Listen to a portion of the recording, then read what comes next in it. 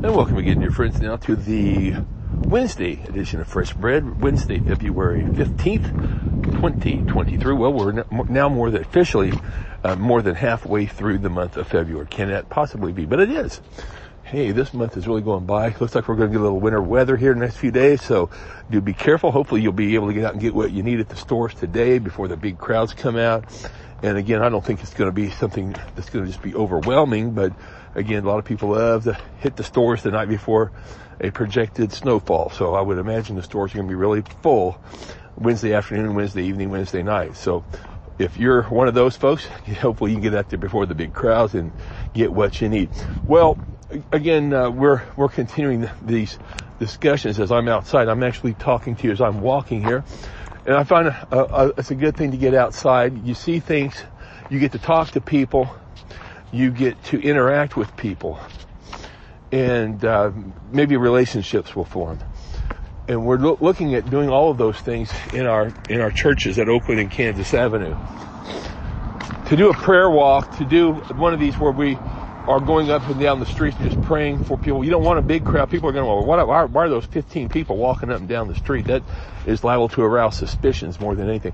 But if 2 or 3 of y'all can walk out, and I love to do the prayer walking, and there's a way to do it. We've got some sheets printed up, and thank you to Ralph Colley for printing some up at Oakland, and we'll try to get some of those same types of sheets over at the Kansas Avenue for those that are interested in doing some prayer walking. It really fulfills so much of what we're aspiring to do, both with the Healthy Congregations movement that we are part of, as well as the neighbor movement. Actually, it's hand in glove, because when we're out walking, obviously we're getting exercise, right?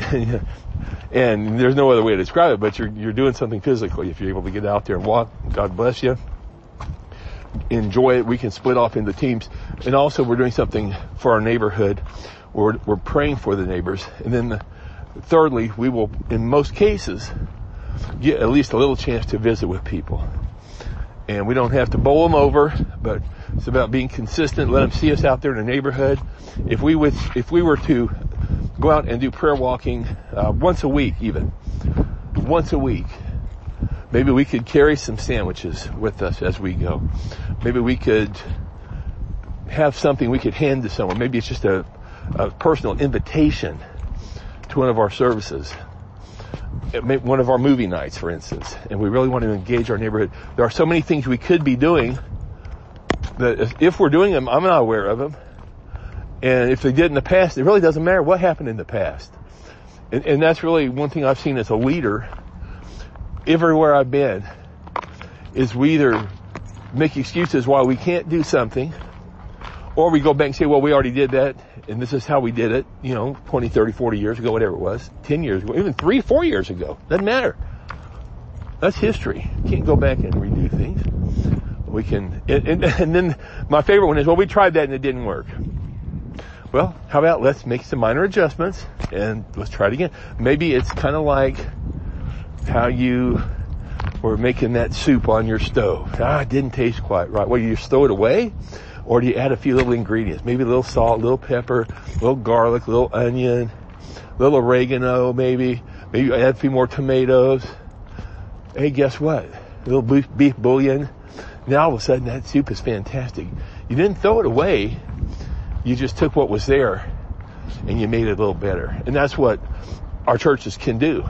And there may be out of a church of, let's just look at Kansas Avenue. Let's say 60 people were there last Sunday.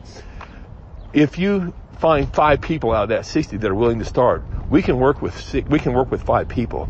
And I believe we can start making some real changes in the neighborhood. I think eventually more people in the church will start joining us.